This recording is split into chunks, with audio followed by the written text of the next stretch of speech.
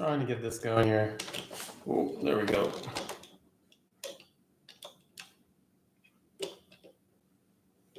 Son of a bitch. Sorry, everyone. There we go.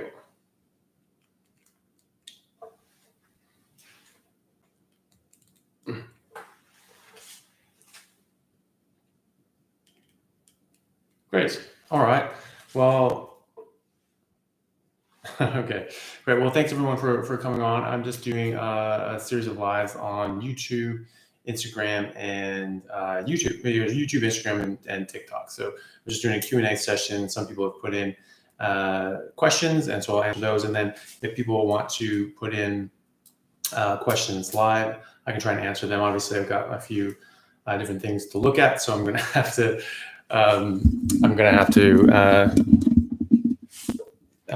sort of look around between different ones. So, but yeah, if people have questions, you can just sort of ask them live, and we can go from there. And I'll start off with some of the questions that have been sent in.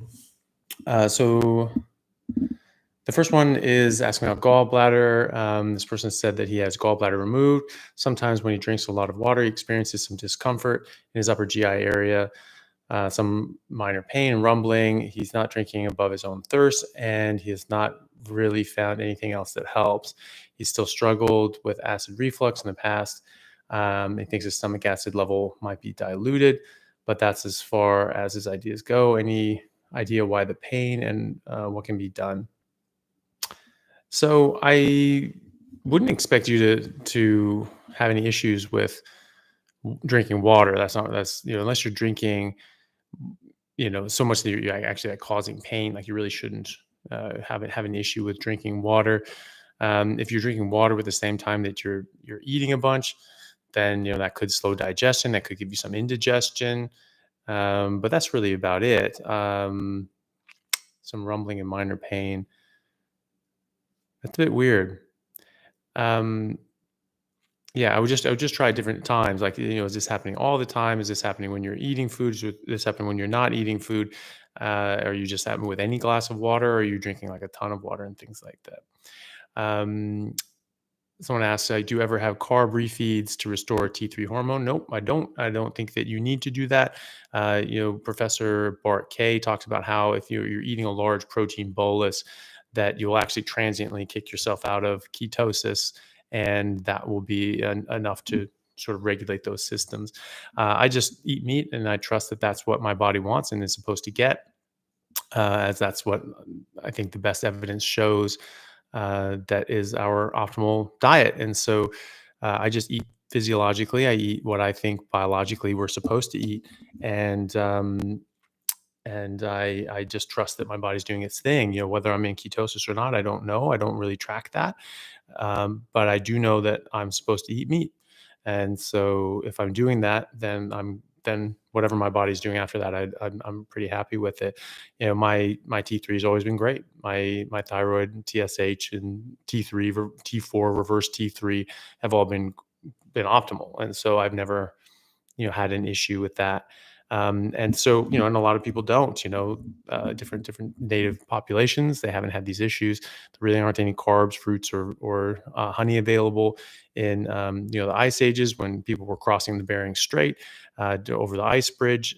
It just wasn't available to them. So obviously this is something that we don't actually strictly need. So something was happening. Is weight loss possible with insulin resistance?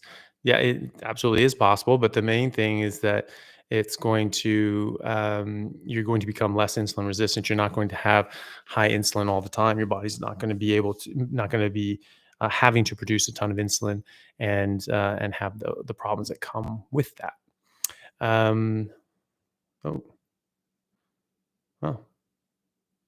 said that Dr. Barry was in here.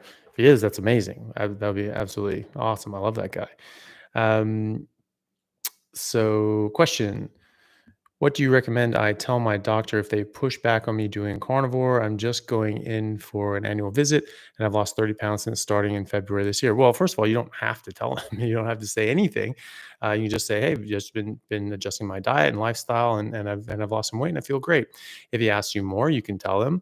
if you want to. And it depends on what they push back with. If they say, well, that's going to cause heart disease or that's going to cause bowel cancer, all these sorts of things, then you can just point them towards the reasons why that isn't the case. And um, and just bring forward that sort of evidence. Um, I post a lot of links to video in my videos to studies and articles that address the things that I talk about, and I know that many others do. Like Dr. Barry, like Sean Baker, and Ben Bickman. Everything, all of those people all put these links to these studies. So if you're having a problem with explaining this to someone or they're pushing back, you just say in a nice matter of fact tone of voice, like, yeah, well, actually, that's I've been reading these things, I've been researching these things, and I've seen other doctors and talked to them, and they've pointed me to these studies, and that's fine. You might be surprised. Maybe they have actually come across keto and are quite interested in it. I know that my mother's doctor was very, very impressed that she reversed her diabetes and went from an HbA1c of 8.9 to 6.1 in a matter of 2 months. And she wanted to know what she did. She's like, what the hell did you do? How the hell did you do this? Diabetes is not something that you can just reverse. Is a progressive disease that only gets worse, and we can modify it and slow it down with diet and lifestyle and medications, but it does not go backwards. How the hell did you do this? So, many doctors are going to be actually quite interested. So, it may not be that you may be gearing up for a fight that you're not even going to be in. So, just see what happens, but be prepared, know what the studies are and know why you're doing this. I think that's the most important thing, is that, just for your own self, it's good to know why you're doing this. Um, it's good to know the background on these things and know as much as you can about it, just for your own sake, because maybe you see something, go, oh, actually, that Dr. JV guy, I think he's wrong about this, and here's why. So maybe, so you should check that out as well, and then you'll be very well versed in explaining it to other people. um So there's a comment to my numbers early this morning were great: 71 glucose and 2 ketones. I couldn't get these numbers on regular carnivore. I went high fat carnivore. In 1 week, my energy uh, that was gone for years is back. Well, that's really great. Congratulations on that. That's really, oh, hey, Dr. Barry, thank you so much. That was great to see you. Thank you for joining. That's awesome. Thank you so much. I really appreciate it. And I think that I don't know if I got an email back, but Dr. Barry and I did a video together, which I really enjoyed, and we were talking about doing a live together at some point. And I think I sent an email back to you. I don't know if I got one back, but hopefully, if you haven't gotten my email, just so you know, I'm very happy to do a live at any time that you like. I'd love to schedule that. Okay. Um, so someone says, where does kefir dairy come from? Is it healthy? So kefir is one of those fermented dairy products that, it depends. I mean, yes, it is. It is good. It has a lot of good things for you, and it's fermented, so it takes out the lactose, most, if not all, of that. And so fermented dairy products are something that we've been using for thousands and thousands and thousands of years. People in Mongolia still, use a lot of fermented dairy products as well. And so I think that it's much better. I still think that meat is optimal. I think that fatty meat is the best thing you can do. But I think that if you're going to have dairy, something like kefir, like the fermented dairies, are the traditionally aged fermented dairies are a very, very good option. I think I saw a question here on Instagram. Um, so someone said that they've been diagnosed as a pre-diabetic years back. I'm probably well past that now, but after being in transition a month now and reasonably adapted, how long will it take to get rid of lingering insulin resistance? Well, it can take a varying amount of time, but it'll be a lot quicker than you think. It can if you're borderline diabetic, you'll probably respond fairly quickly. In the next sort of couple months, you would see your HbA1c come down dramatically. HbA1c is a 3-month marker of your insulin or your blood sugar control. And so check it again in 3 months and see what it is. That's not necessarily, I mean, you can check your insulin levels as well, because those, may be still up a little higher for a while. But I would expect you to respond quite quickly. People will start to make improvements right away, and you not having necessarily too far to go should see some good changes fairly rapidly. Um, so let's see another question here. I can't see if there's a comment or a question. Between two butter options, one has, someone's answering a question there. And someone's saying that their OBGYN suggested that they go carnivore 7 years ago. They did that, and it reversed endometriosis, migraines, nasty seasonal allergies, eczema, and keratosis pilaris, and have never been healthier. And that's amazing. And that's something that a lot of people are seeing. Endometriosis is something that I've always been interested in, to see if that is something that helps, because that's something that a lot of people suffer from. And I've always thought that it would almost certainly help with the pain and experience of endometriosis, but you know, I didn't know of anyone who's actually like reversed it. So that's really amazing. Migraines, we have studies going back 100 years to show that just a ketogenic diet, let alone a carnivore diet, has very good effects on migraines and can help people, quite a lot. Allergies, that's a good one too. I've noticed that I have much less allergies just by dropping plants. Just the just the vegetables actually got a lot better. But no, that's great. Very well done. Let's see. Another question here. So there's a question that says, "What do I think about sunglasses not being as good uh, as your eyes don't get the signal to produce melanin, affecting vitamin D synthesis, and also allowing pupils to dilate too much, enabling harmful UV rays to enter?" So I don't know too much about the signal to produce melanin, in your eyes. If that's that may be that's not something I know too much about. uh I wouldn't have thought that the light getting in your eyes had anything to do with melanin production on your skin, but maybe, I don't know.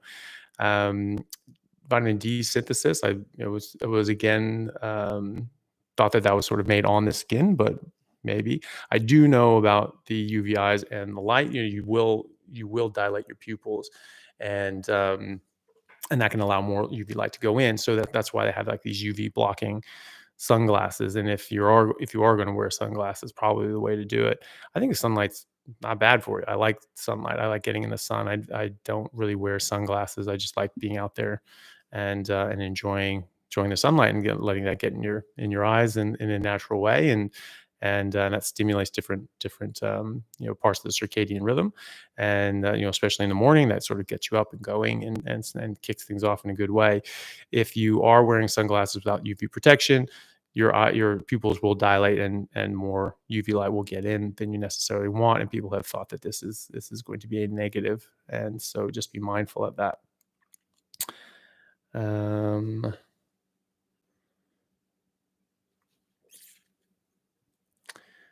and so someone asks, if taking vitamin D supplements in 2 doses, is it best to take once a day or spread it out to take twice? Do you ever need to get sunlight to synthesize vitamin D of taking supplements? I don't quite understand that sentence, but do you still need to get sunlight to synthesize vitamin D if you take supplements? Maybe. Well, if you're taking supplements and you're taking, vitamin D3, that's going to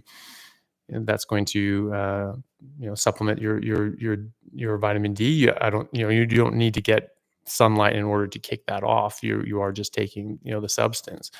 And something that people don't always recognize is that, when you're out in the sun and you're getting sunlight and you make vitamin D, it actually makes it, on the skin. It actually takes a while to sort of absorb and soak in. So people, have suggested that if you are at the beach or you're out in the sun and then you take a shower directly afterwards, you're actually going to curtail your body's absorption of that vitamin D. And so it's just to be mindful of that.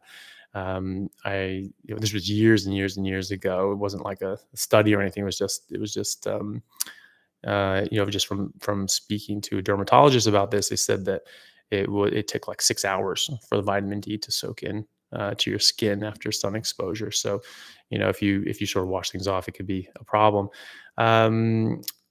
No, I think you can just take a vitamin D dose once a day. I also think that you don't really need to take supplements unless you have a clear diagnosed deficiency in them. You don't need to do that, and you're going to get pretty much everything you need. Well, you will get everything you need from meat and sunlight and water. So if you're able to get in the sun and you're eating enough animal fat, you should be fine on the vitamin D side of things. But if you're in a situation where for some reason your vitamin D isn't optimal, you want to take some, you can do that. But it's best to get it from natural sources. People like the Inuits up north, they're not, if you live past this, in the northern and far southern latitudes, you just won't get enough rays of UV light to stimulate enough vitamin D growth or production. And so, because the sunlight's so oblique, so unless in the summer months, you're just not going to get enough rays of sunlight. And so if for 9 months out of the year, you're just not going to get enough from the sun. And so how do people survive in these conditions? Well, they actually find that there's just a ton of vitamin D in the fat of the animals they eat, like seals and other marine mammals. So they do just fine with that, and there's just quite a lot of vitamin D in animal fat and butter and things like that. So that should be fine to get it that way. And so just check your vitamin D levels and see if you actually even need to take a supplement. You may not.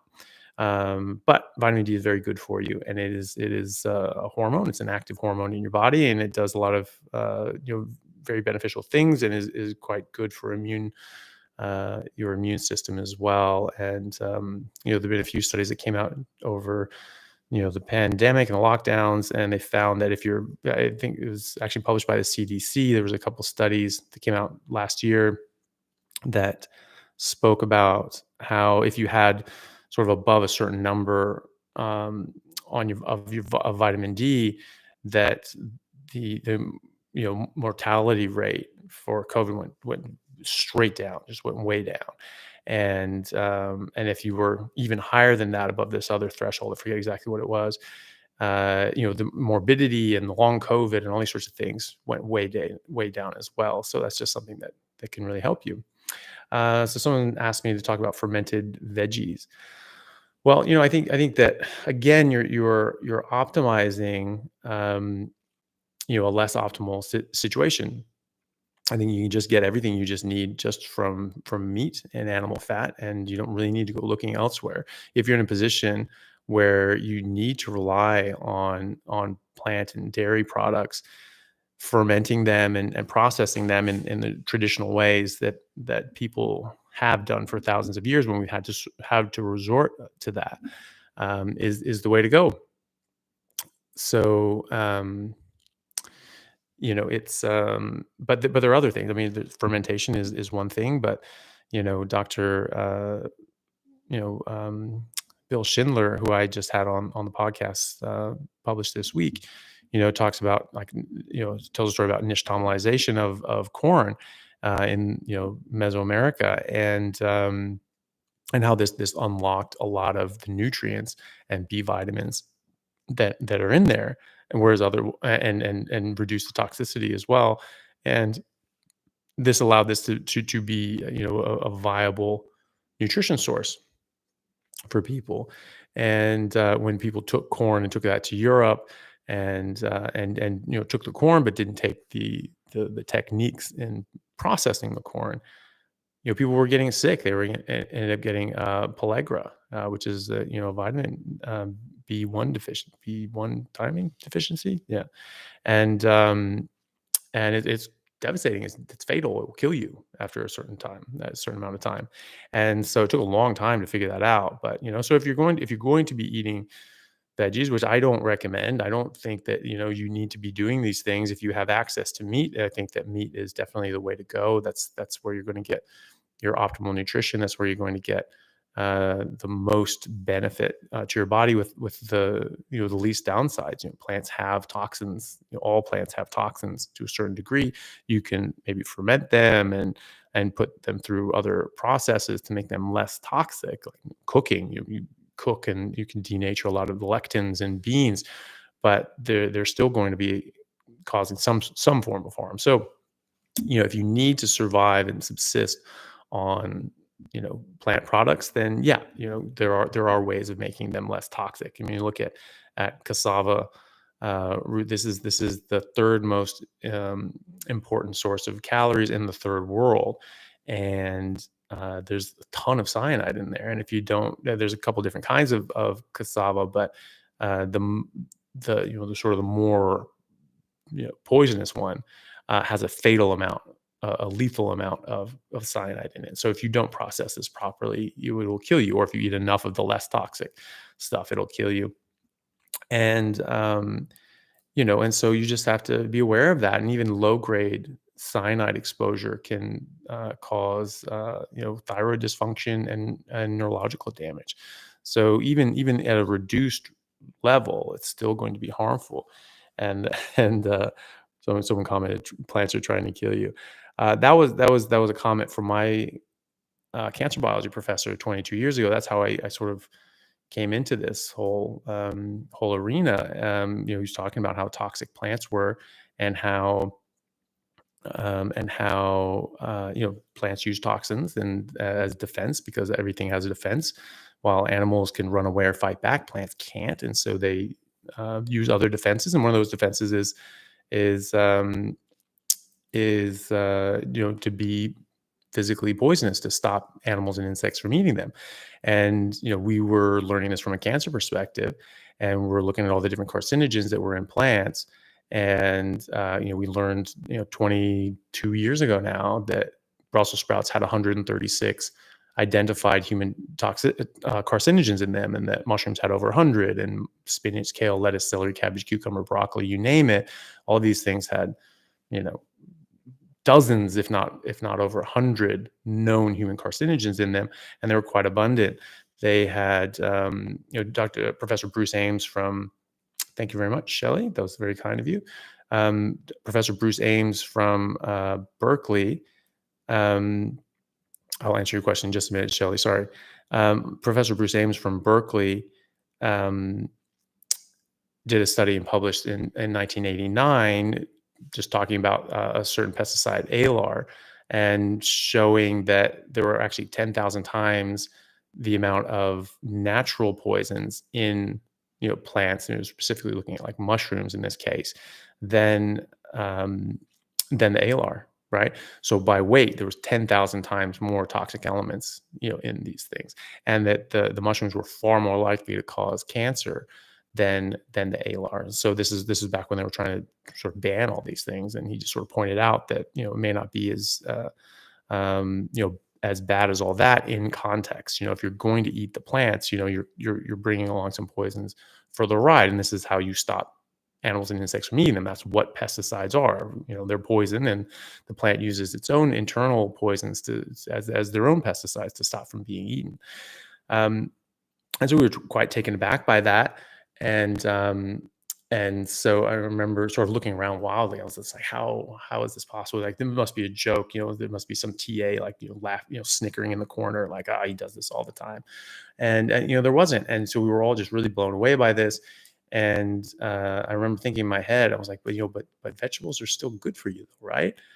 And he just must have read our minds, because he just looked at us and he just gave us this weird look, and he just said, I don't eat salad. I don't eat vegetables. I don't let my kids eat vegetables. Plants are trying to kill you.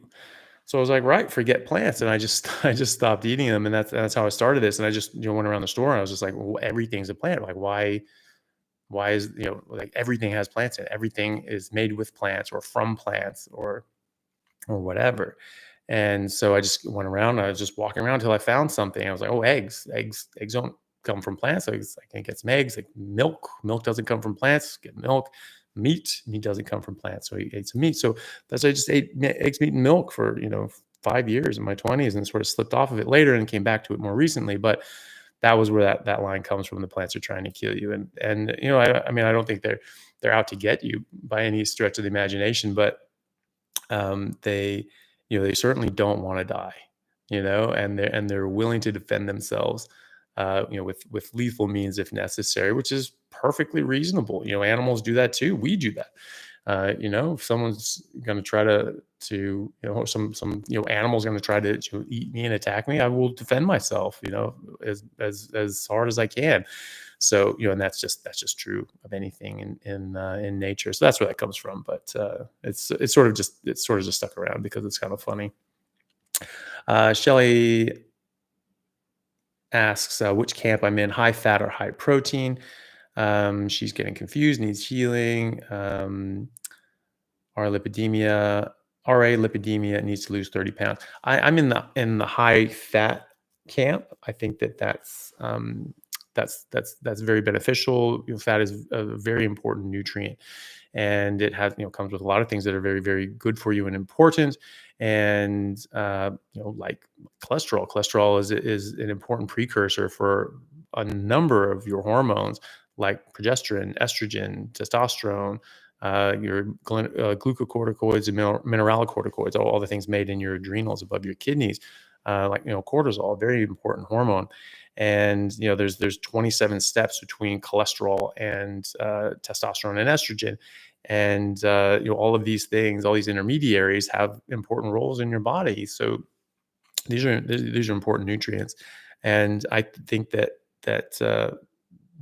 fat makes the animal kingdom go round. Animals get most of their nutrition, their caloric resources from fat. Carnivores, because they eat animals with fat, and they generally go for the fat first, and so they get a lot of their calories from fat. And also herbivores, though, because that's what people don't realize is that herbivorous animals that eat are uh, able to break down fiber. I mean, no vertebrate animal can break down fiber, but the bacteria in their gut and their special digestion is set up to cultivate these bacteria.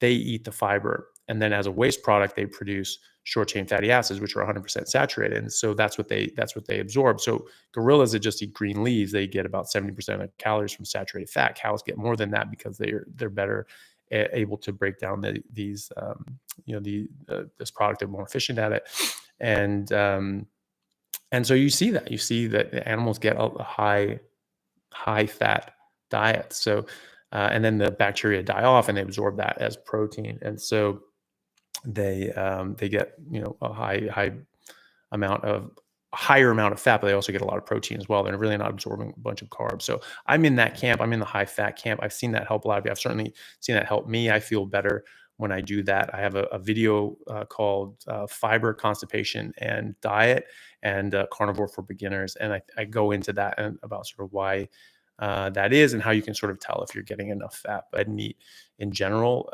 people with autoimmune diseases in particular can be quite sensitive to really plants in general, and that can stimulate flare-ups. But also dairy seems to be a bit of a trigger for people, and even like egg whites. For some reason, not everybody, but I've just come across anecdotally a lot of people with autoimmune issues that respond negatively to egg whites, at least early on, and even like chicken and pork. I think it probably has more to do with what the animal's eating itself than like the actual chicken or the egg, but just something to think about. And so people seem to do best on red meat, and the healthier the red meat, the better, like grass-fed. But in general, just doing better with meat. And so that's gonna get better on its own. But I think that high fat is going to to help you out. And I think that losing weight as well, if you're giving your body the nourishment and nutrients that it needs, you're going to actually stimulate fat loss. Paradoxically, people think, but if you think about it, in sort of a starvation way, like if we're starving and we're in a famine, our bodies are going to try to sequester, energy. Is it's going to slow down your metabolism and say, hey, we need to hold this back because we're in the middle of a 30 years war and we can't um, afford to lose this stuff. And so, if you start eating enough, and you start eating enough fat and as much fat as your body wants, your body makes a certain amount of bile. That's how much, I think, physiologically, that's how much fat your body wants. If you're saturating the amount of fat that your body gets in because that's how much your body wants, then I think that you're going to stimulate uh, energy mobilization and fat loss as well. So I would be definitely in that camp, and I've seen it help a lot of people. Um, so thank you to everyone. Douglas Somerville and Tommy Mead and Anthony Clem. So that's very, very kind of you guys and generous. And Tommy asks, been carnivore for 1 month, is having hemorrhoid problems, energy and mental clarity has improved. I have SCI and want to increase testosterone. Any thoughts? So I'm not 100% on the acronym SCI. So, or maybe that's an SC, no, that's an SCI. So maybe if you can comment what SCI stands for, I can better answer that. Hemorrhoid problems. I'm assuming you're meaning that well, I don't know if that means that you've had problems previously, or that you're sort of developing them afterwards. If you're having an issue with them in general, just getting enough fat, as I alluded to previously, your body makes a certain amount of bile, and I think physiologically your body's not going to just make a random amount of bile. Your body uses bile to absorb fat, emulsify these fatty acids, and absorb them as chylomicrons. And I think that it's going to make the amount of fat that it wants, or amount of bile that it wants in fat in return. And so if you are eating enough fat, that means that you're eating as much fat as your body has produced bile for to absorb. I just think that from a physiological standpoint, would make sense. I don't have any proof of that. It's just sort of thinking about things from first principles. Um, so I think that if you eat as much fat as your body has bile for, that's enough. That's what your body wants. But how do you know you're doing that? Well, if you eat a little more than that, more than your body can absorb, it's like a spillover effect. Your body's going to not absorb it. Your body can absorb some fat, but it's a small percentage of fat without bile. It really needs bile to really absorb fat. It can only absorb small amounts otherwise. And so it's going to have to be that leftover spillover that's going to get into your stools and keep that soft. And that's what people seem to find, is that if they're eating a little more fat than the body can absorb, it'll stay soft. And then if they're eating a lot more than their body can absorb, then they get quite loose stools. And some people find, they go to the carnivore, oh my God, I'm having all these problems with loose stools. And that could be just you're eating too much fat, or it could be that you're still including other things in your diet that can cause loose stools as well, and that's certainly possible.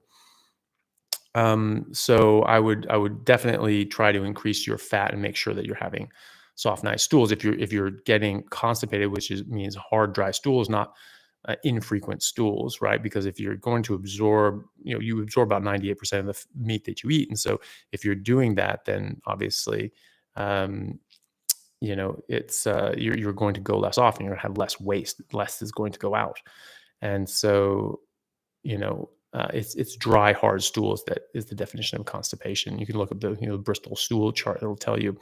And so if you're having problems with hemorrhoids, I would definitely make sure you're getting enough fat so that things are soft and move through, and that give these things a chance to heal and calm down. Mental clarity has gone up, which is great. Want to improve, want to increase testosterone. Well, I think that's going to happen anyway. You're going to optimize your hormones, as I said, with cholesterol. You're going to get the substrate that is then later turned into testosterone. You're going to stop eating plants that have different hormone disruptors and can actually increase your estrogen levels, it can block testosterone levels, it can just disrupt your hormones in other ways as well. There's actually, Dr. Berry has videos on how to increase your testosterone and growth hormone.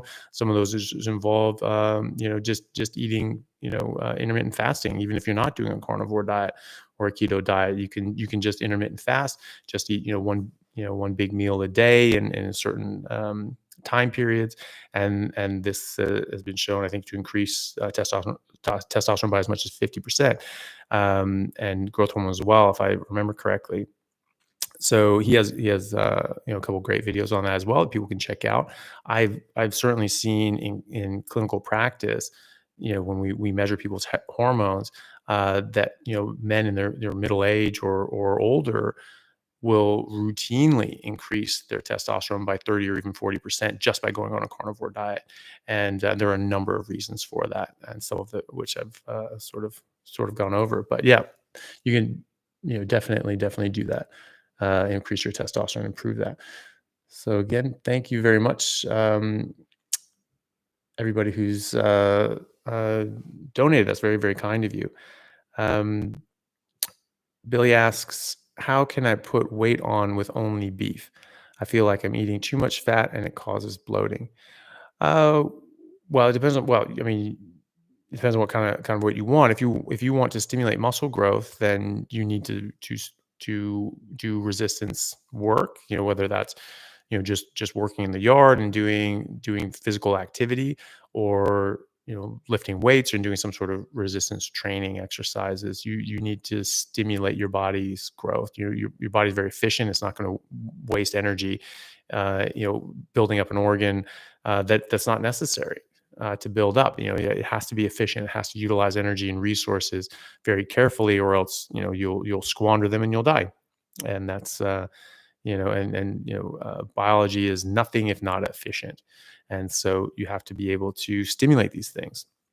And so if you're stimulating your body to work out, you go to the gym, or you do just heavy physical activity, you're going to stimulate your body into growing. And then if you on an only beef diet, you're giving your body the perfect substrate that it needs to grow more meat, because it's meat, and it's going to be good for your hormones and everything like that as well.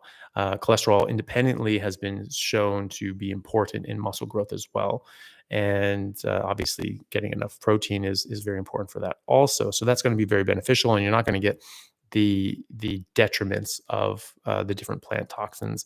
And I think that carbohydrates are completely derail your body's ability to build lean muscle mass and perform athletically. It's a night and day difference between my athletic performance and my ability to stay lean and build and maintain muscle on a carnivore diet versus a standard diet, even a not all that standard, a whole food, omnivorous diet. It's a massive difference in my own experience and the experience of a lot of people. And biochemically, it makes a lot of sense to me as well.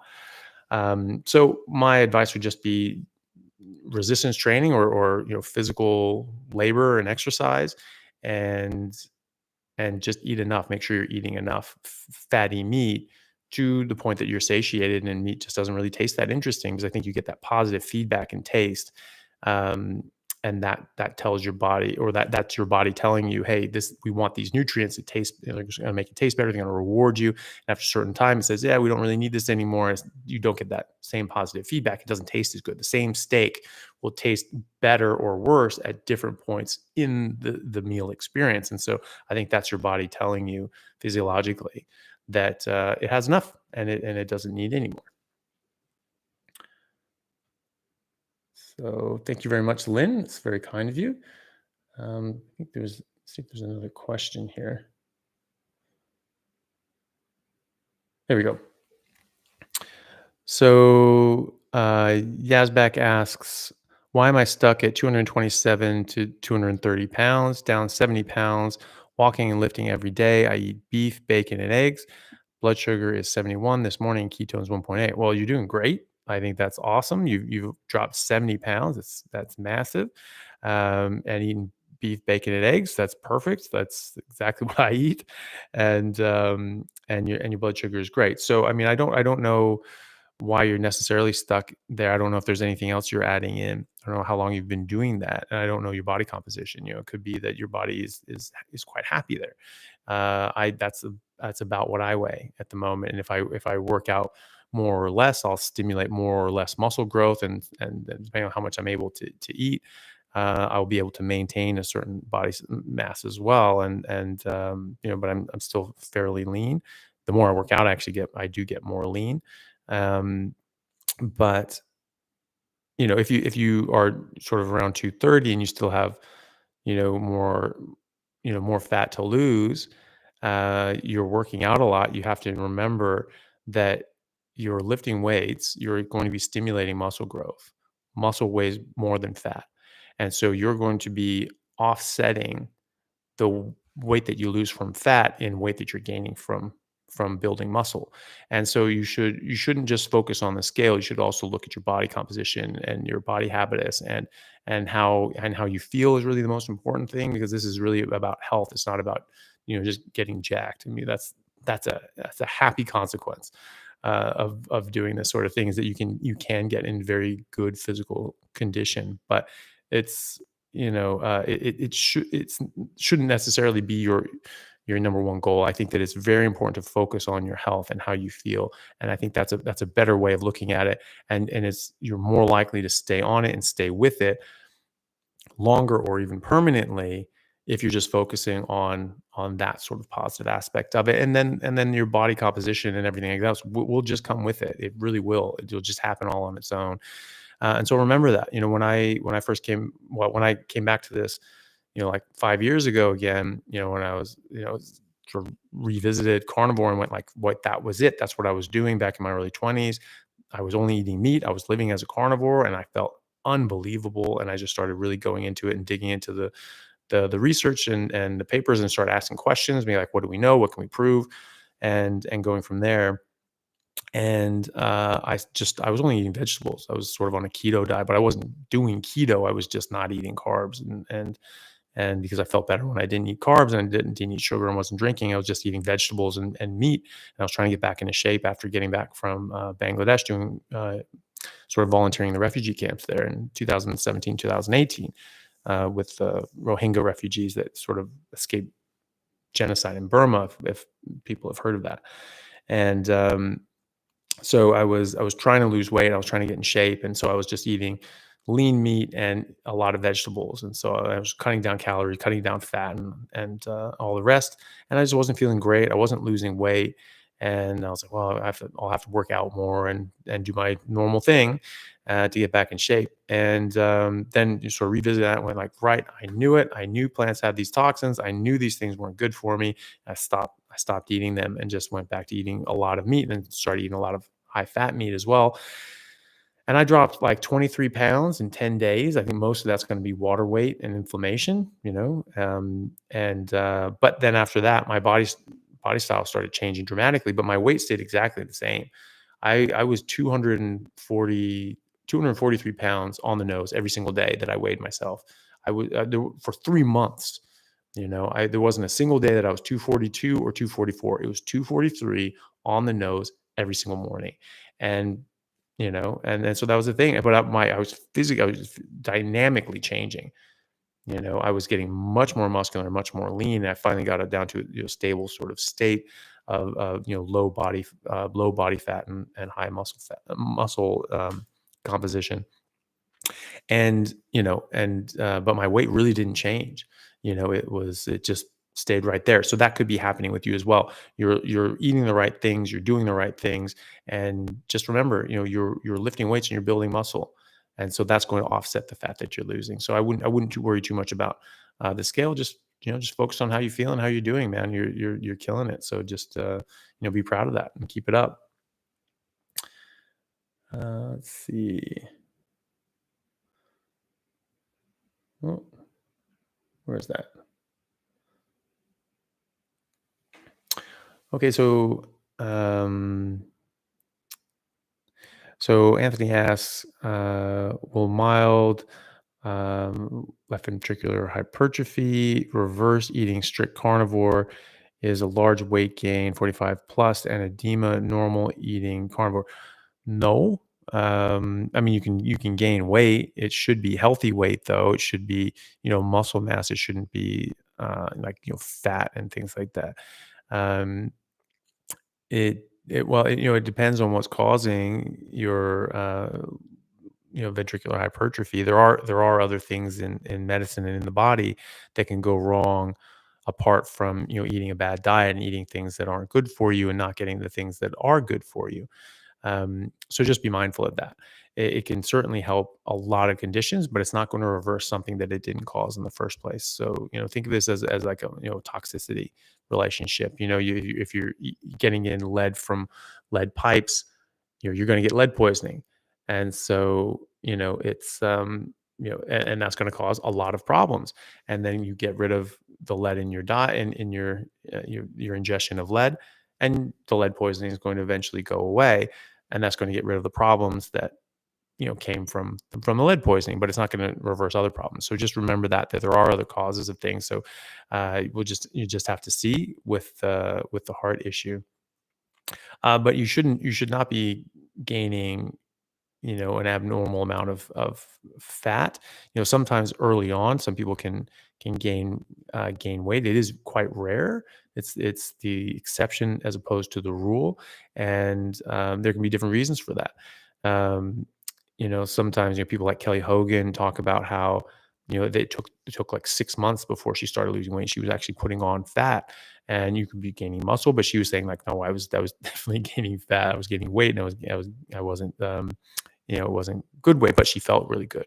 And so she just focused on the health side of things.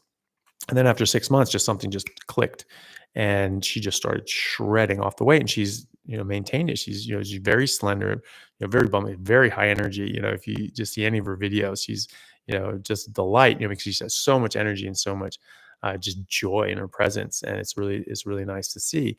And but that's something that she experienced, and other people do as well. And so, and I have spoken to people who have eaten like a higher protein than fat ratio, and they've actually put on weight. I was speaking to someone the other day. They put on like 30 pounds because they're eating low fat, high protein carnivore, and it just wasn't working for them. They didn't feel great. They didn't feel good, and they were actually putting on weight. And then they switched over to high fat, um, and a lower amount of protein, because it's really not low protein. It's actually way higher protein than any other diet is giving you.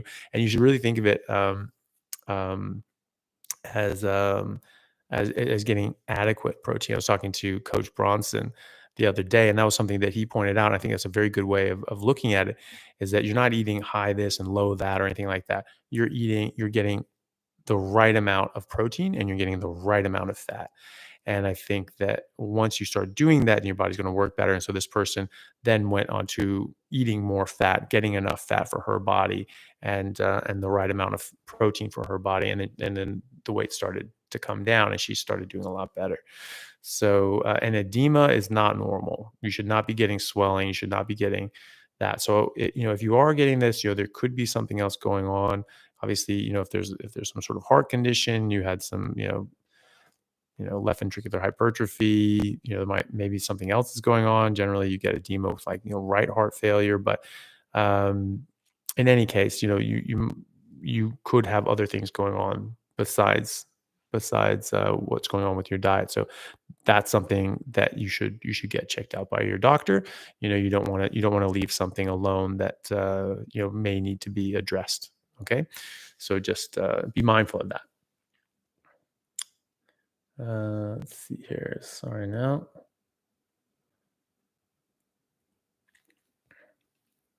Okay.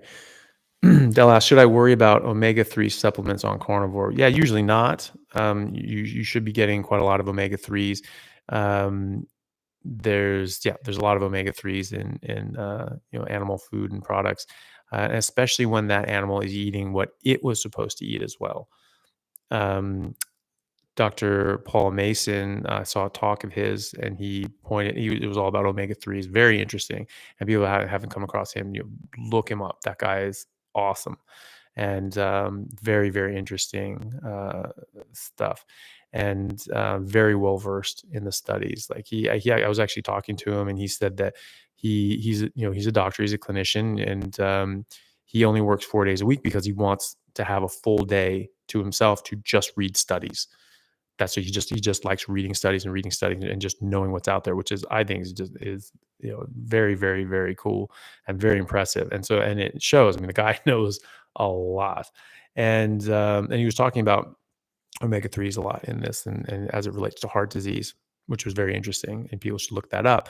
And he was talking about meat and how there's definitely omega threes in things like grass fed beef, and that actually when you start grain feeding them, you can actually reduce the amount of omega 3s and start increasing the amount of omega 6s, and you start getting a bit of a wonky ratio. And that there were some evidence to show that after a certain period of time, your omega 3 rate levels went basically to zero. And I think if I remember correctly, he said it was about 3 months.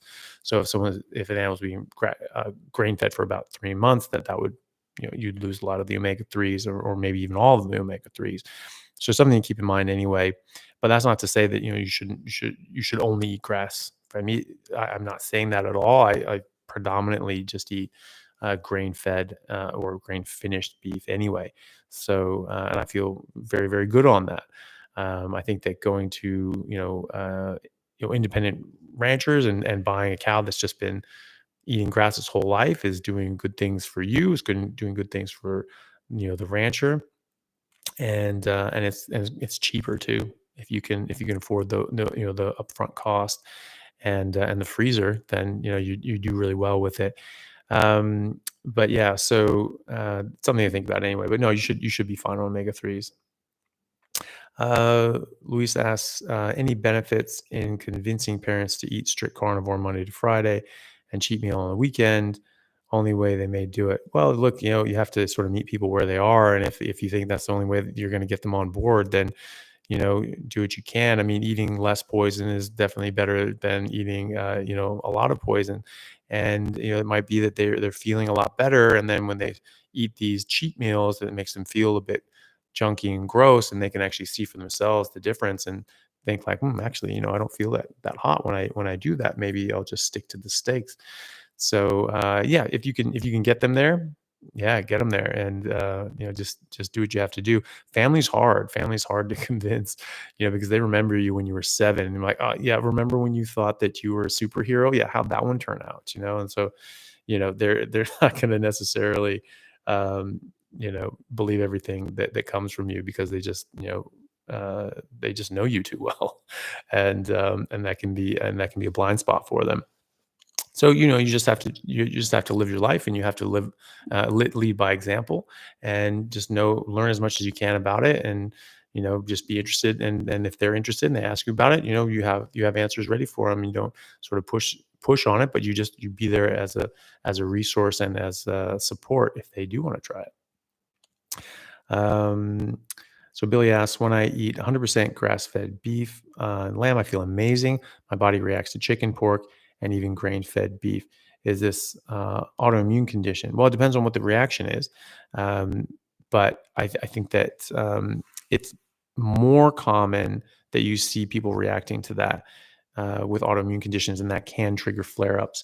And a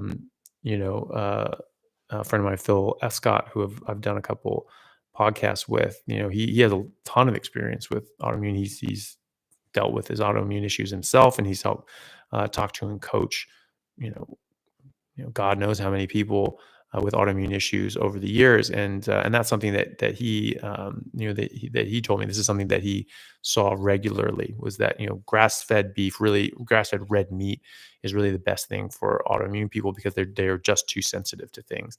And maybe after months, or a year or something like that, they can start eating chicken and pork and dairy. But at first, certainly they can get a bit done up by it.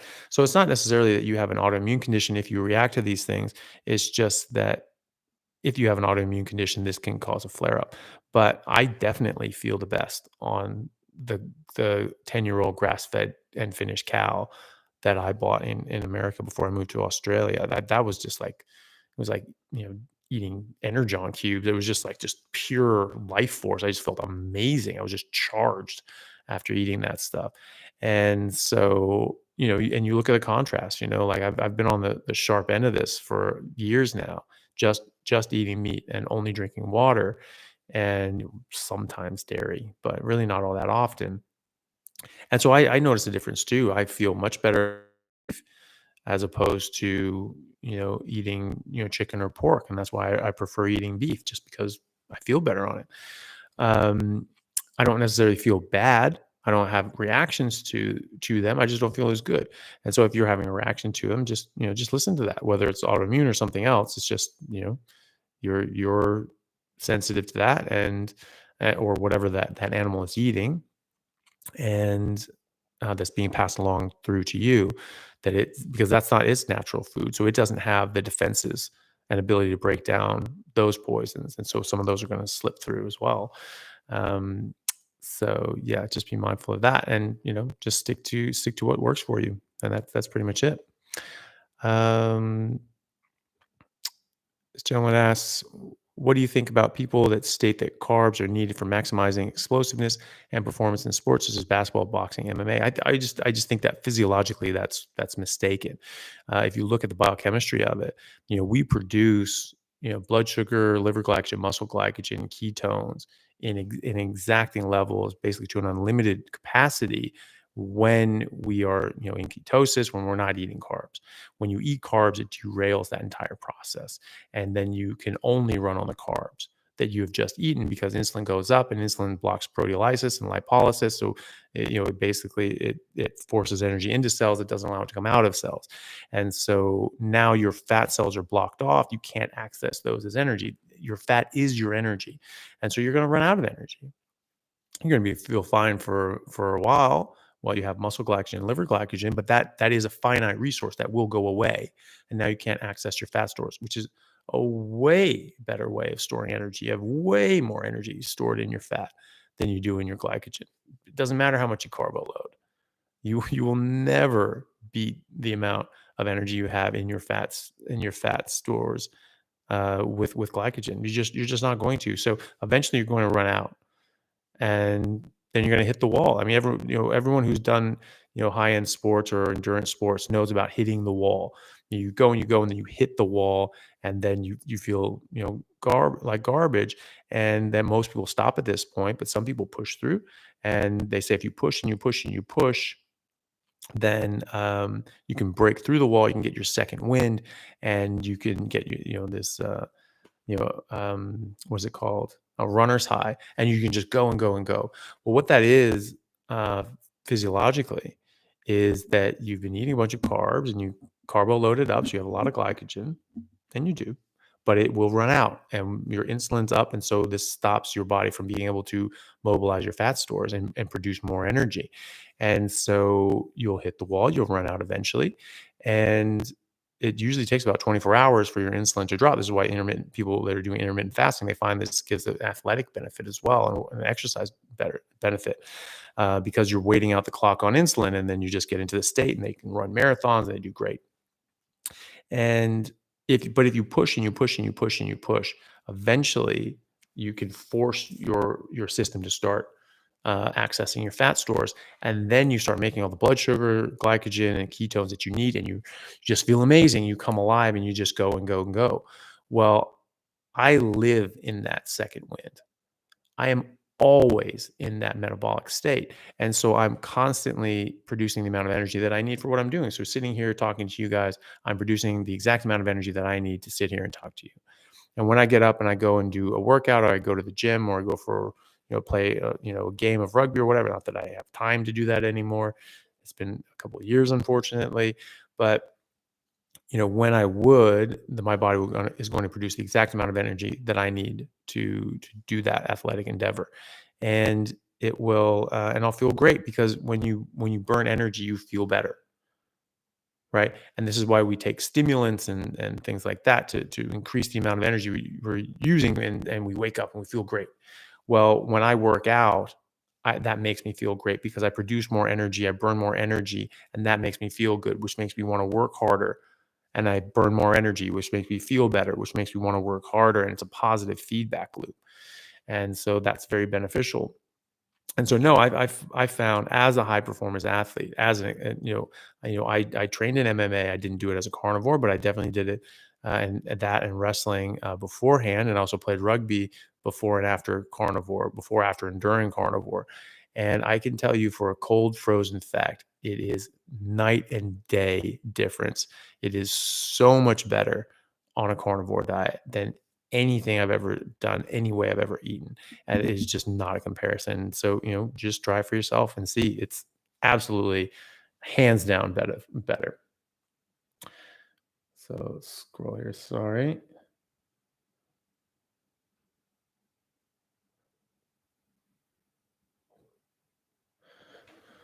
So Erlene asks, second request. Sorry, I didn't see the first one. Will microbial colitis get resolved with this way of eating? Also been doing intermittent fasting. So far, no results after 4 months.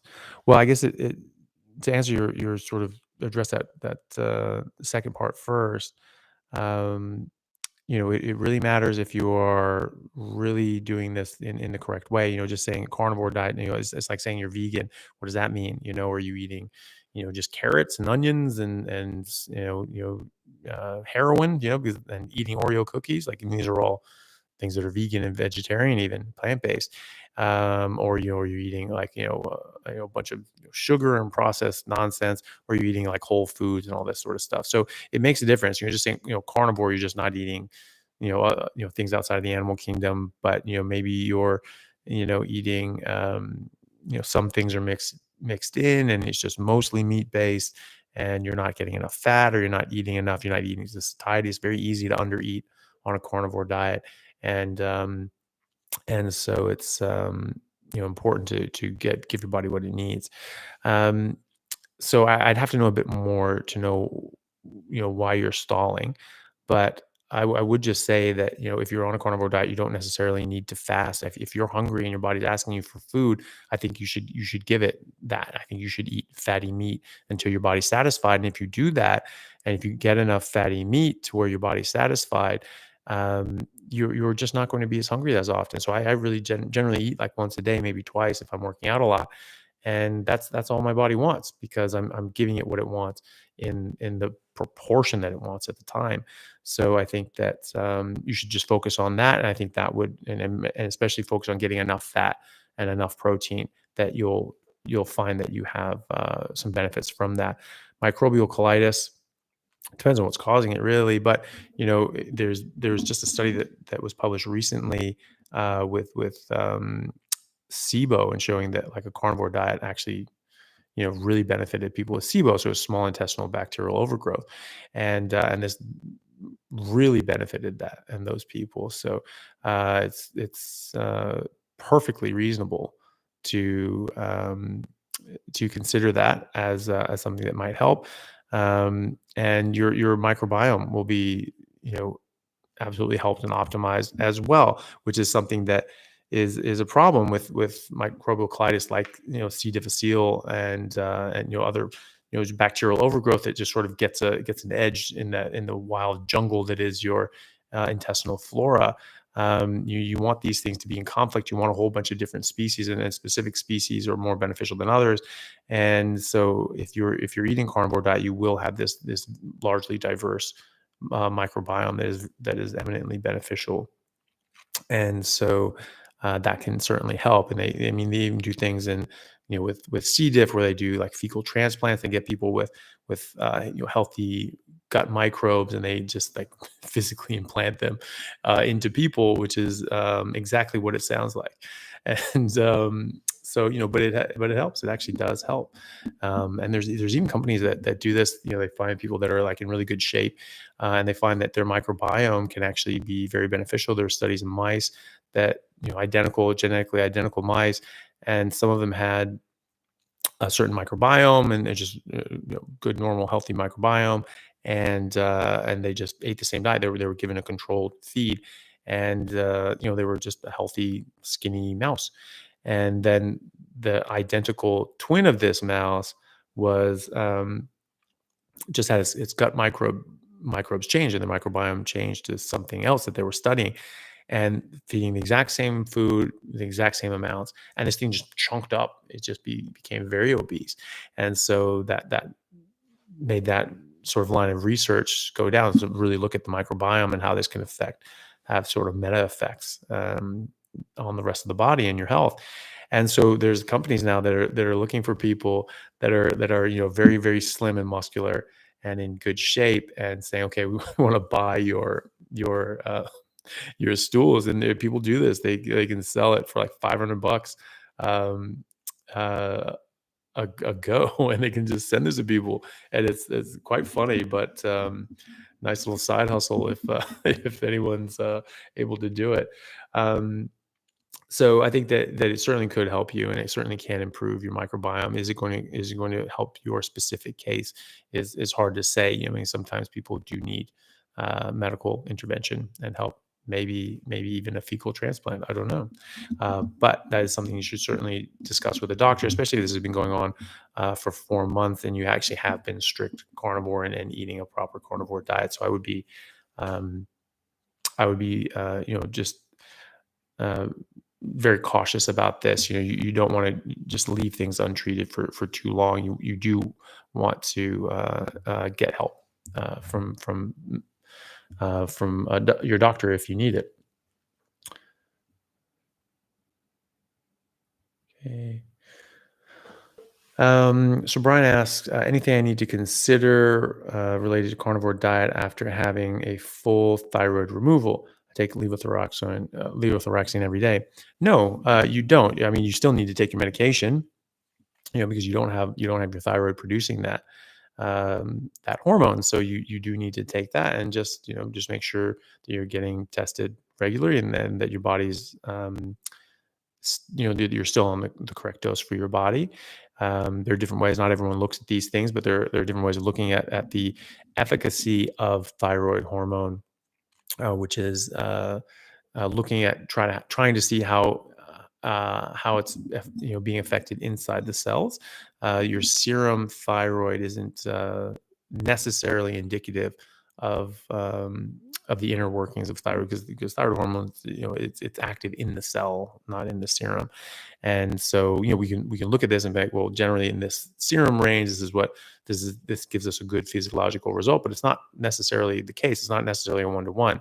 And so you can look at other things such as reverse T3, which will give you a better idea of how metabolically active the thyroid hormone is in the cells.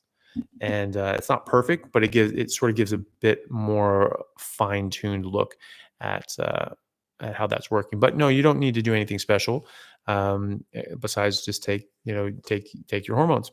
It is important. You do need thyroid. You do need thyroid hormone, so it's very very important. It's used in every single cell in your body, and has very important roles. So just take that and make sure you're at the right level, and just enjoy being healthy. Let's see. And great discussion, guys. Like, this is awesome that everyone's participating and talking to each other. And sorry, just missed that one. Damn it! It was about supplements. Oh,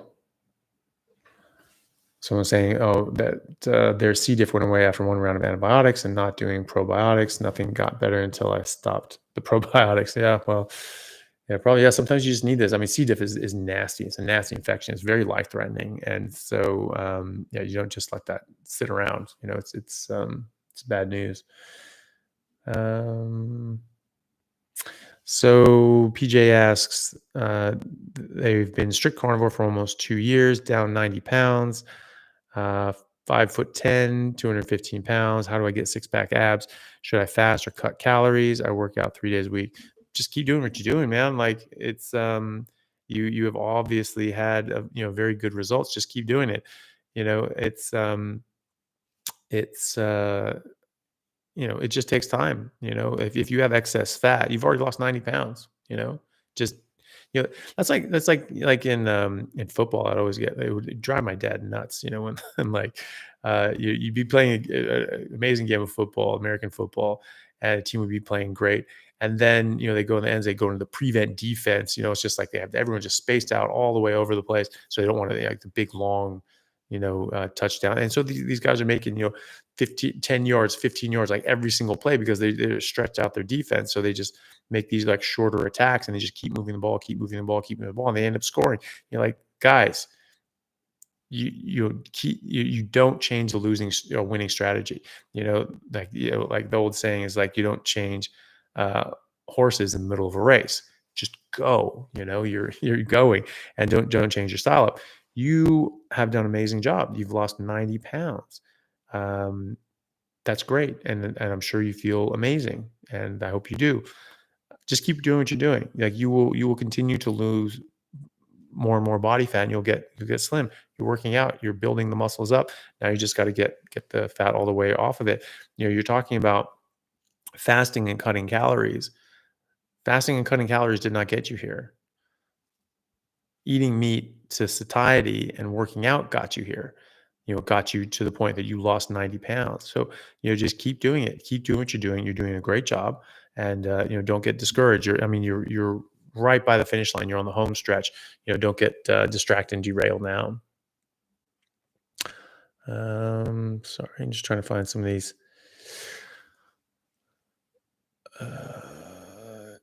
And so someone asked, is like, can you talk about histamines when starting carnivore? Does this eventually resolve itself? Yeah. I think that's A, that's not really something that I know too much about, and B, there's a lot of people that would really argue that that this whole histamine things is probably a red herring, and there's probably other things going on that's causing a problem, and we're just sort of blaming it on a histamine reaction, whatever that is. So I would just really focus on just being as strict as you can be and just focusing on animal nutrition and getting enough fat and getting enough nutrients and eating enough. And if you have a reaction to something, if you're reacting to some sort of some food or whatever, then then don't eat that food. Eat some other meat product. And regardless of what it is, whether it's histamines or anything else, you're reacting to it and you're not doing well with it. So just cut it out. Don't worry about it. And just eat whatever makes you feel the best. Bryant asks, any idea why sleep and energy would drop off if I'm just doing beef, bacon, eggs, butter, and water? That's a good question. Again, there's other things that can be getting in the way of all of this. You know, what's your light exposure light in your house? Are you staying up too late? Are you working too late? Are you getting stressed out with work or family? Are you having concerns before you go to bed? Are you getting watching TV until late, or on computers, on phones? We have all this light pollution that's getting into our eyes. It's getting difficult to sleep, getting more and more difficult for people to sleep. And so you can be more sensitive to these things than you were before, certainly. So just focus on that and focus on getting enough food, getting enough, meat, getting enough fat, and getting enough water. And, an hour before, you want to be asleep, start turning the lights off, get into a dark room, start triggering your melatonin release, and start winding down. Read a book in low light. Don't go on computer screens. Don't go on. Turn off all screens an hour before you go to sleep. Use a sleep mask. Even having just a bit of light in the room, even though you think it's pretty dark, you're stimulating your brain to wake up when it shouldn't. And so, like, I use a sleep mask. I've never felt better. I've never slept better. It's like a trigger. It tells my brain, like, sleep mask goes on, like, oh, we're going to sleep now. I used to have a horrible time sleeping, and it'd be very difficult for me to get to sleep and stay asleep. Now it's really not a problem. My sleep's improved dramatically. So yeah, it is a bit weird, but there can be other things going on. There can be other things going on besides what you're eating, and so I would focus on those things. I would try to optimize yourself and your life in other ways as well. The diet is a huge, huge, huge step in the right direction. I think it's going to accomplish most of, it's going to cover a lot of problems and give a lot of benefit. Um, so kudos for that. But there are other things in your life as well that you need to address also that will really help you out. And optimizing your sleep routine is definitely one of those. Sleep is very, very important. I really wish I had a lot more of it in my life. um let's see. Oh gosh, this thing keeps skipping around. I'm trying to like scroll through the questions and it just skips. Okay.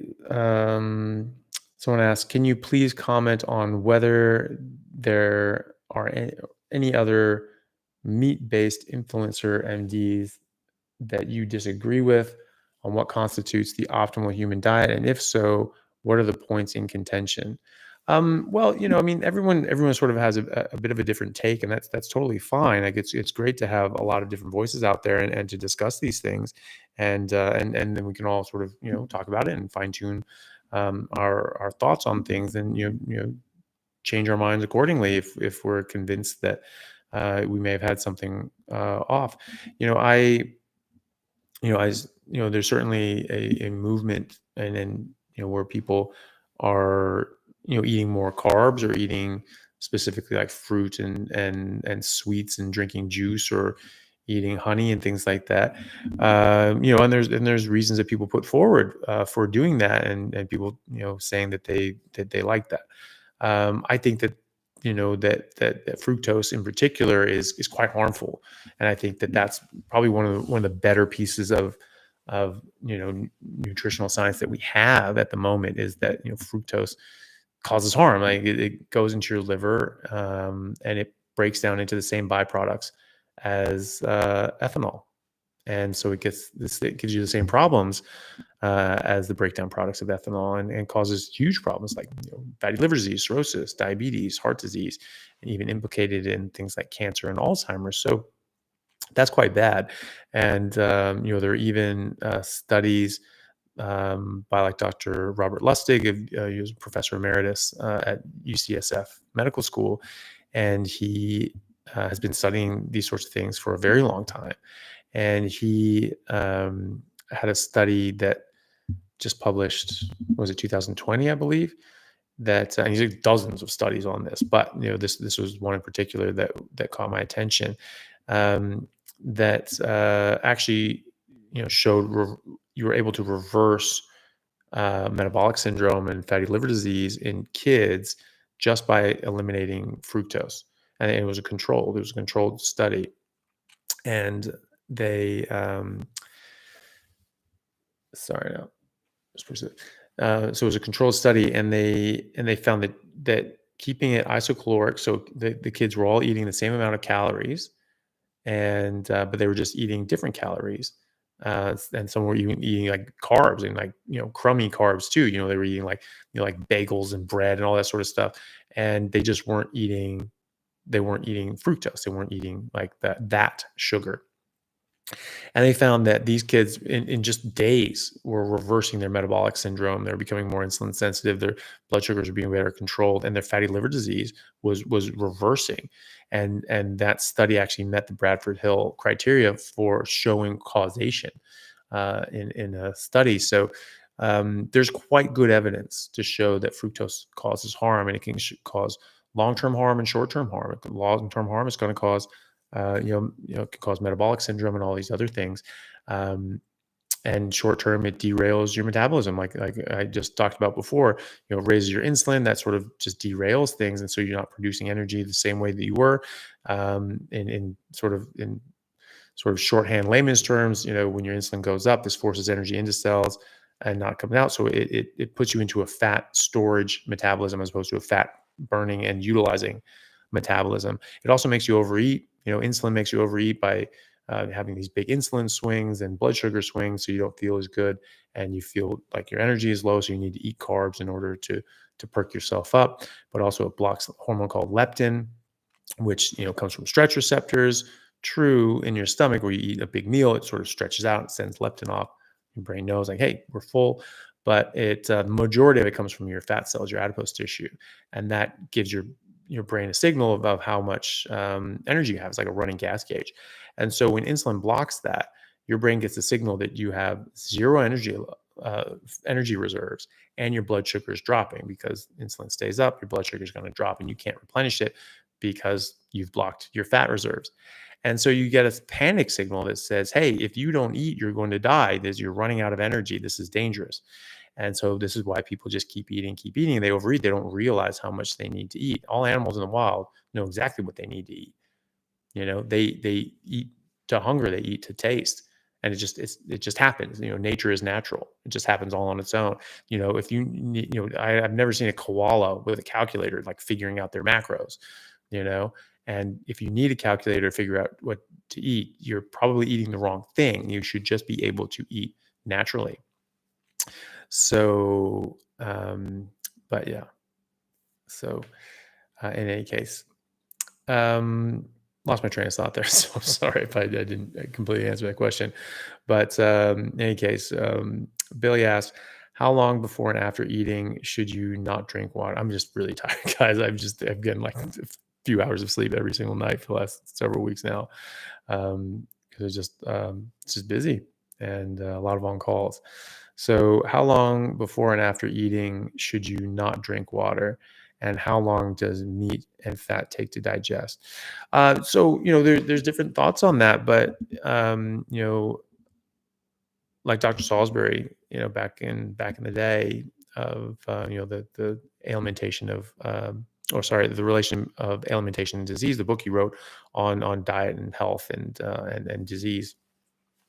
If I'm not mistaken, he was talking about sort of a 2-hour window before and after, and like room temperature water, warmer water, and things like that. But if you think about it, if you drink a bunch of water, you're going to do two things.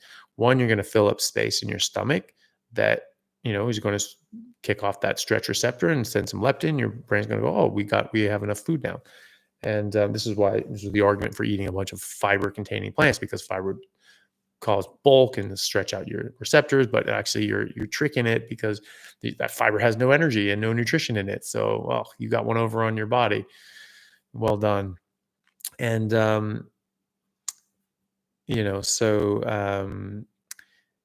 if you're drinking a bunch of water, you can just physically fill up the available space in your stomach, and you're going to eat some meat. It's just like, oh yeah, I'm just kind of full. I don't want to eat anymore. And so you can falsely dampen your hunger signals, and maybe you don't get as much nutrients as your body wants.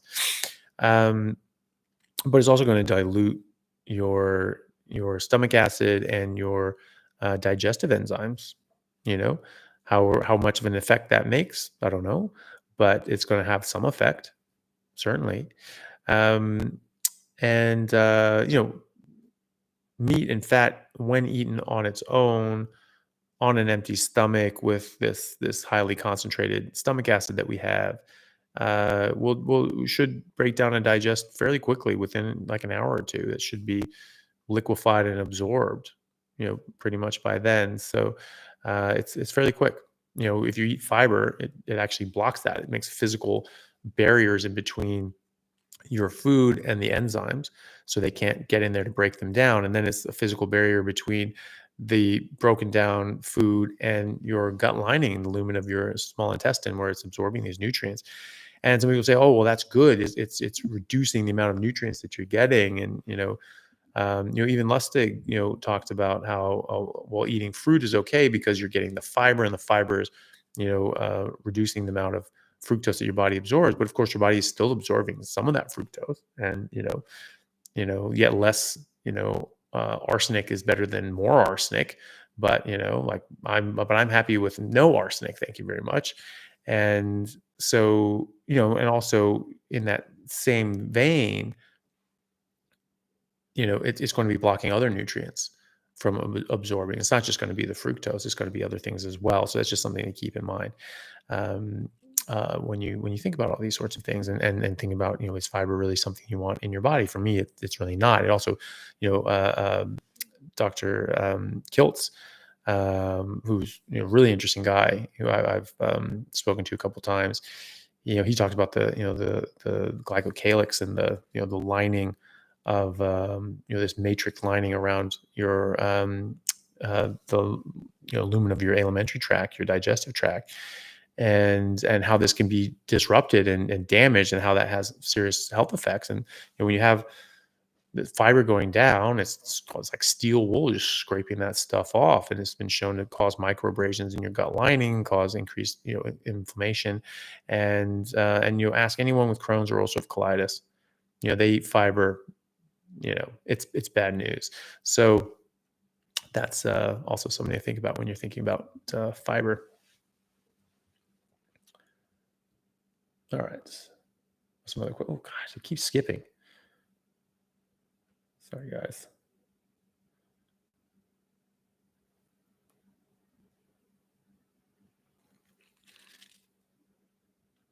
Okay, I'm trying to. Sorry.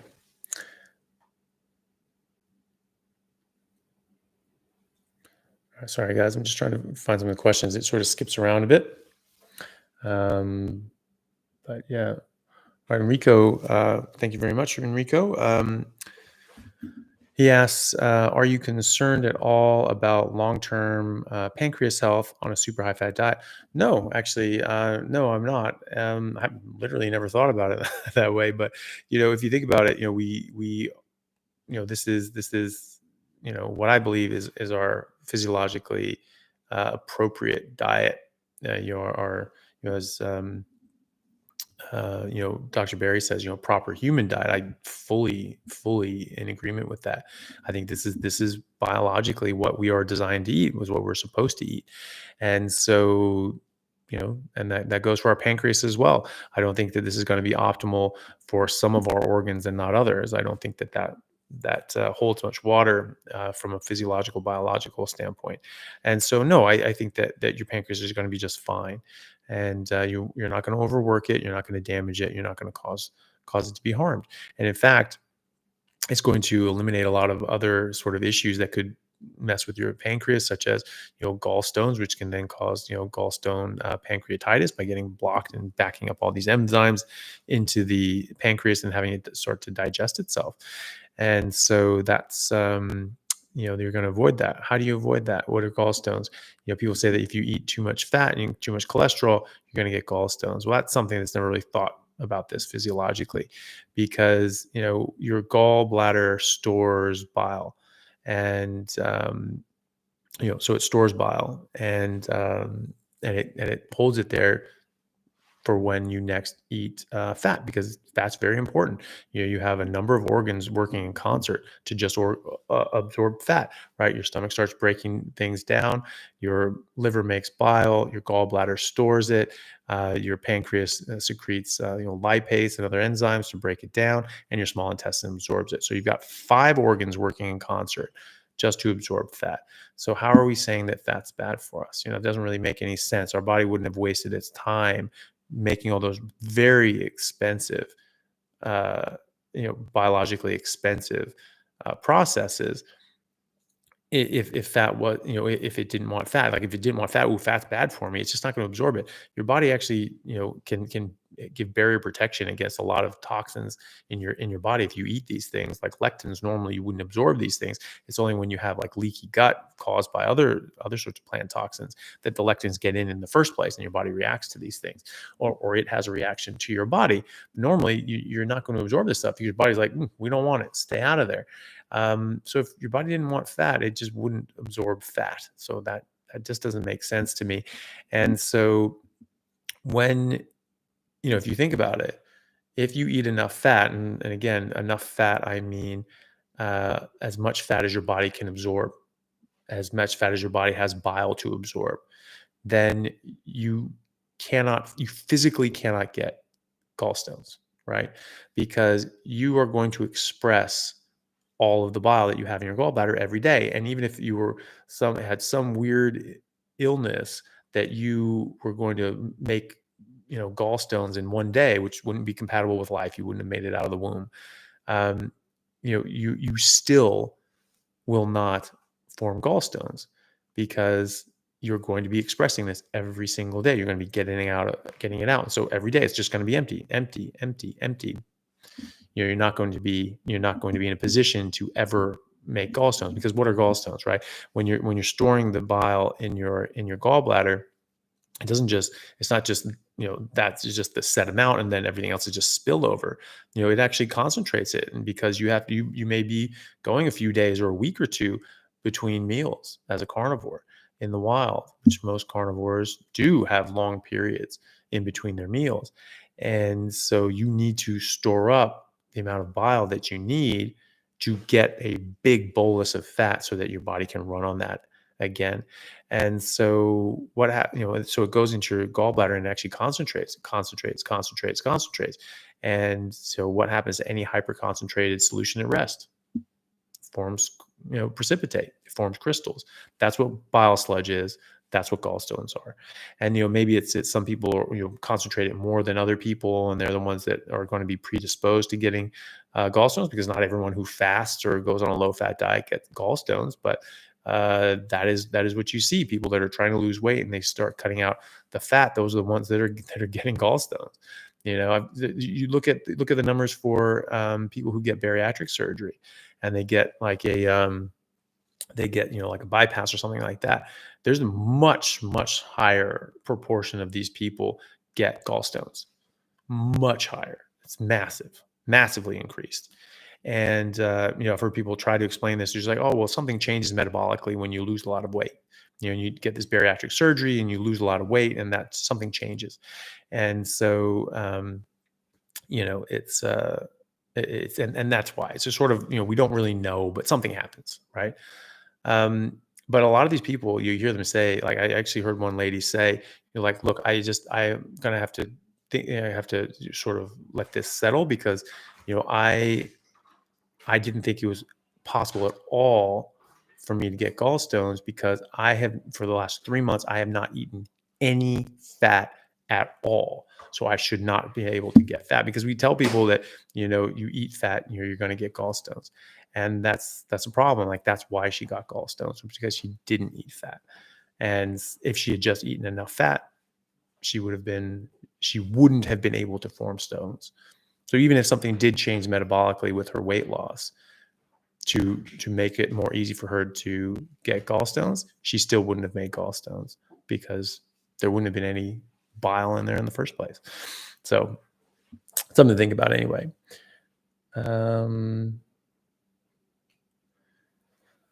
So how bad am I messing up my 22-month carnivore way of eating progress by using erythritol and monk fruit sweetener? Like, well, it's not going to be good. I mean, I haven't really looked into monk fruit sweetener, exactly what that chemical does to you. But, first of all, you're going to be hitting your limbic system, and you're going to be remembering all this, like, these sweet things. So you could potentially be, getting a recurrence in your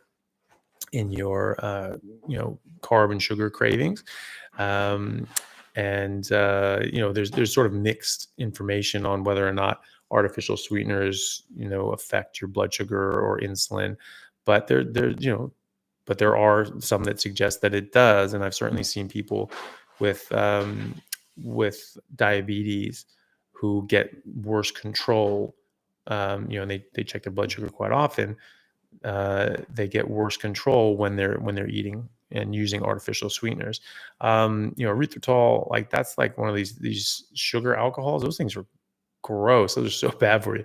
And like those could cause, like, just, explosive diarrhea. Like, that's nothing you want in your life, man. Like, seriously. But however you look at it, it's whatever it is and whatever it's doing, it is not what we evolved on. It is not what our biology was designed for. And so however you slice it, it's not optimal. And so if you include it and that gives benefit to your life somehow, and you are okay with the effects that it has, and that's fine. That's perfectly up to you. I don't think that it's my way or the highway by any stretch of the imagination. I just think that this is how to do it optimally. That's what I believe, that there is an optimal way to do this. and that anything that didn't exist 100 years ago, 1,000 years ago, 100,000 years ago is probably not going to be in that camp, right? And so, and some people say, well, some things are good for some people, and we're all different, and all that sort of stuff. We all are different in certain respects, and there are people that have more or less protection against less optimal things, or even toxic things like certain plants or lead. But just being more resistant to these things doesn't mean that they're good for you. It just means that you're more resistant, right? And there are no examples in the wild that I know of, and that anyone's ever been able to produce to me, of two members of the same species that have different optimal diets. If you have two animals that have different optimal diets, those are two different species. They just have to be, and they're going to be quite distant species as well. And we are one species. We're a Homo sapiens sapiens. If one group of people were herbivores and another group were carnivores or omnivores, those would be different species. That's it. That just is it. And so we do have an optimal diet. There is something that is the best. I argue that it's a carnivore diet, a high-fat carnivore diet, but it is something. Whether I'm right or wrong, it is something. We do have an optimal diet for our species. That's just a fact. And so anything that didn't exist 100,000 years ago, or several thousand years ago, or even 100 years ago, and those sorts of sweeteners, those artificial sweeteners, have not existed all that long. You're going to be really hard pressed to make a good, strong argument that that's something that's actually beneficial or necessary in your life. So, and then sort of jumping back to like the fructose sort of fruit things, we had a lot of our ancestries living in ice ages and living in ice times. And people say, well, that's because everyone moved closer to the equator, obviously, and getting all that tropical fruit. First of all, a lot of tropical fruits are poisonous and will kill you. Look at the diet of a cassowary bird. That thing eats 150 different fruits in the tropics, that every single one of those will kill you dead. All right. So no, fruit isn't there for you to eat. Fruit is there for something to eat, but not necessarily you. And in the case of the cassowary bird, those plants want the cassowary bird to eat it, because those seeds germinate in their gut and they're able to have offspring. And if they get eaten by something else, those seeds go to waste. And so they do not want you to have anything to do with it. But when you look at the fossil record, actually, this is something that Professor Bill Schindler talks about. He's a professor of paleo archaeology. Like he was showing that the fossil record, actually, when the ice sheets were coming down in the first ice ages, people were moving up. They were going into the ice. Okay, and so it's not something that is really held up by the available evidence, and so yeah, so you can just sort of go into that a little bit more, and then just realize that when people are living in these ice times, there really wasn't going to be any fruit or honey available, and yet people were living and prospering and thriving during that time. And so you could argue that fruit and fructose and carbs are okay.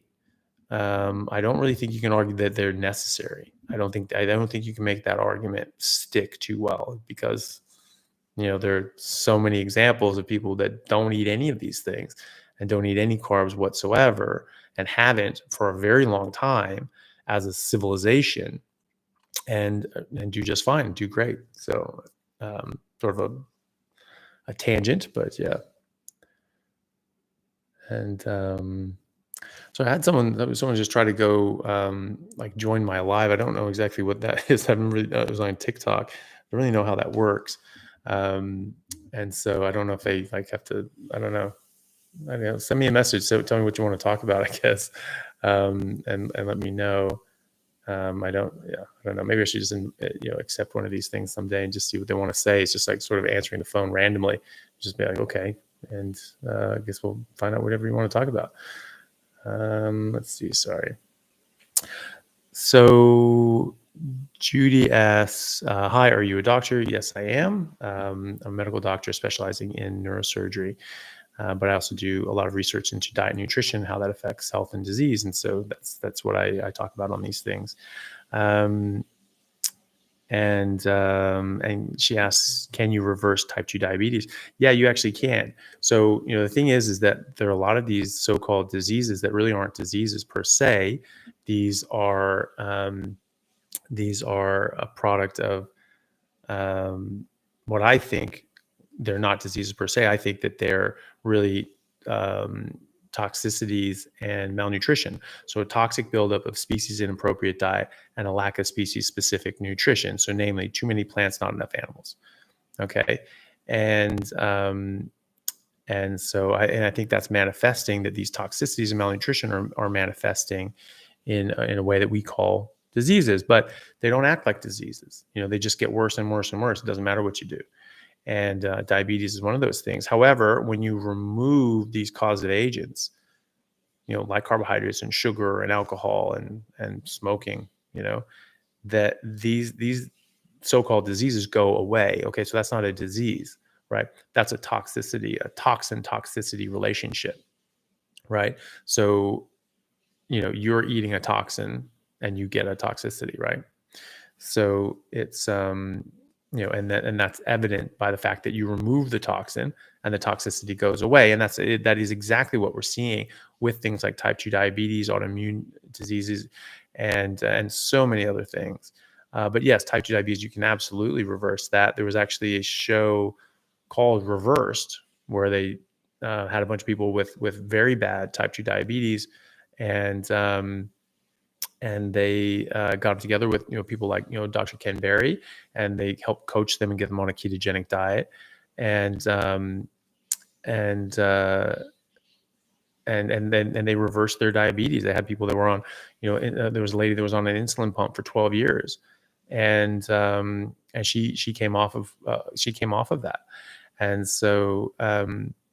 This is happening all over the place. My mom reversed her type 2 diabetes. She was a type 2 diabetic for 30 years, and 2 months on a high fat carnivore diet, her HbA1c went from 8.9 down to 6.1, and she came off all of her medications.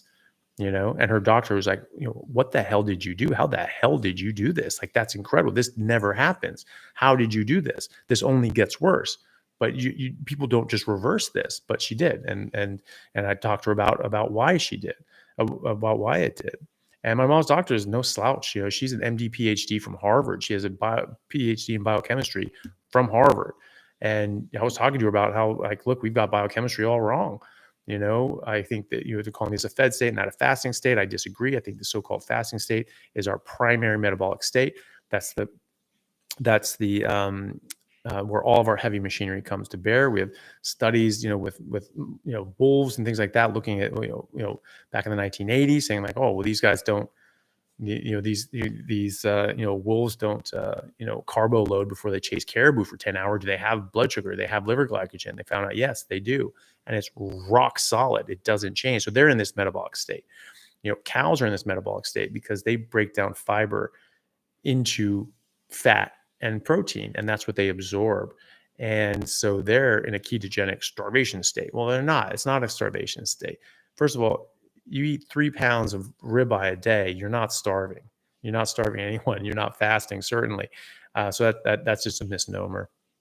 And it's the I think it's our primary metabolic state. That's a primary metabolic state of nearly every animal in the wild. So I don't think that um, I think that it's something that provides serious benefit to people.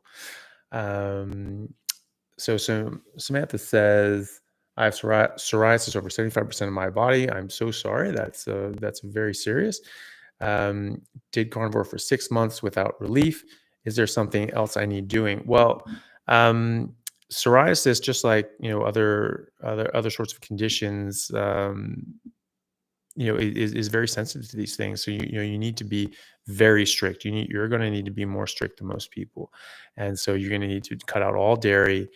Really going to chuck out like egg whites, chicken and pork, and if you can just do grass-fed red meat, like beef um, um, and grass-fed beef and lamb, that's going to be best for you.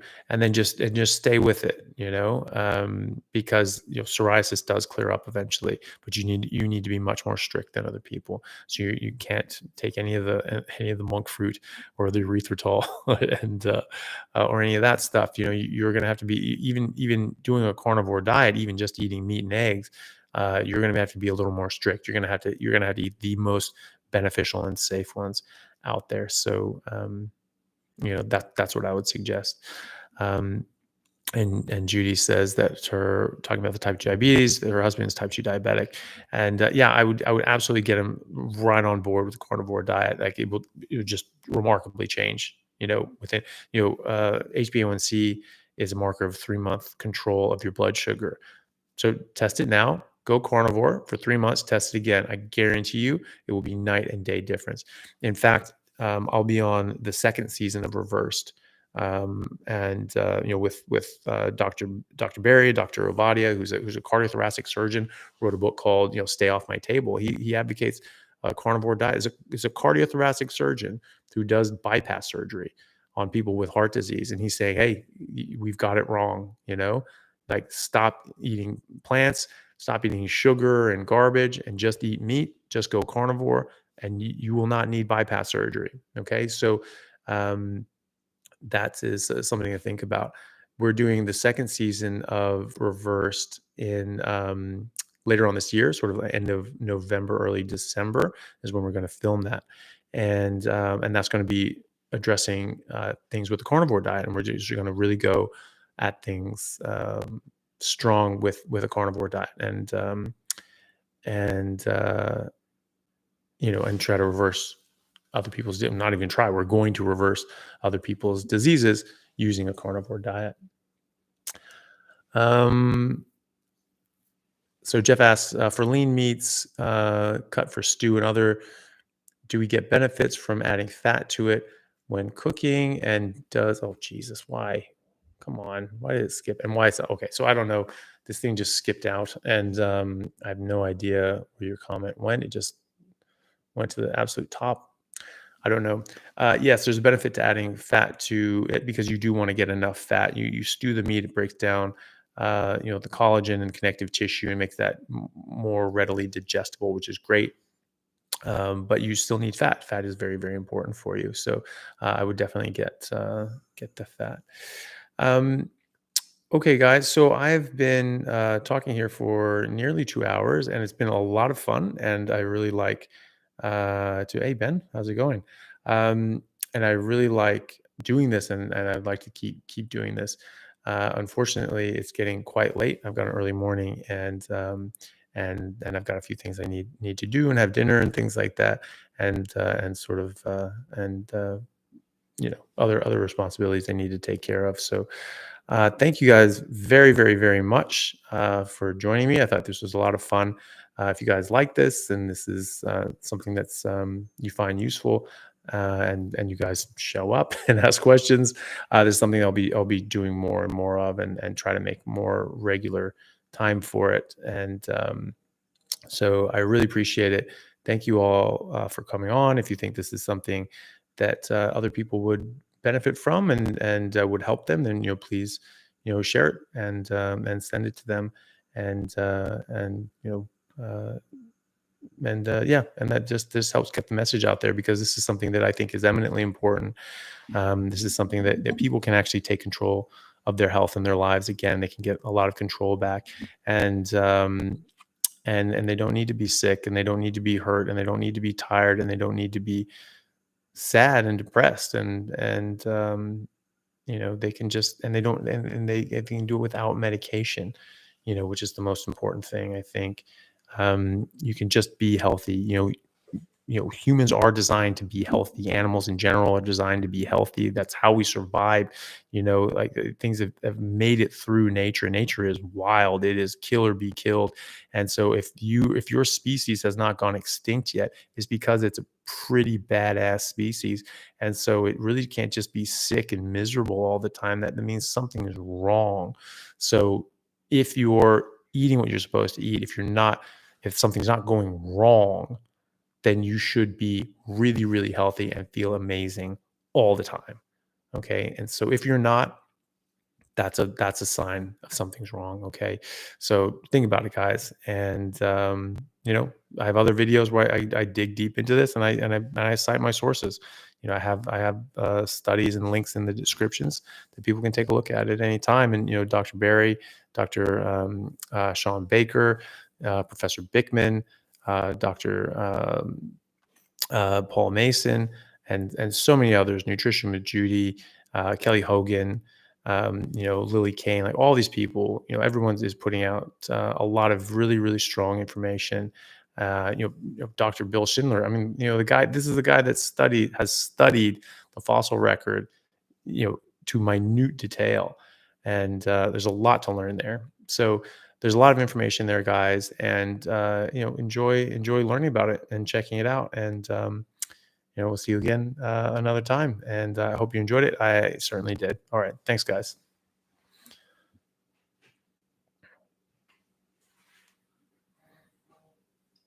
Ugh, now I don't even know how to turn this turn this off. Oh gosh.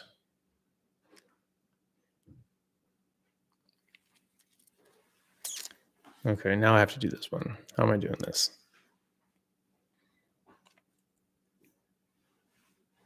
Oh, come on.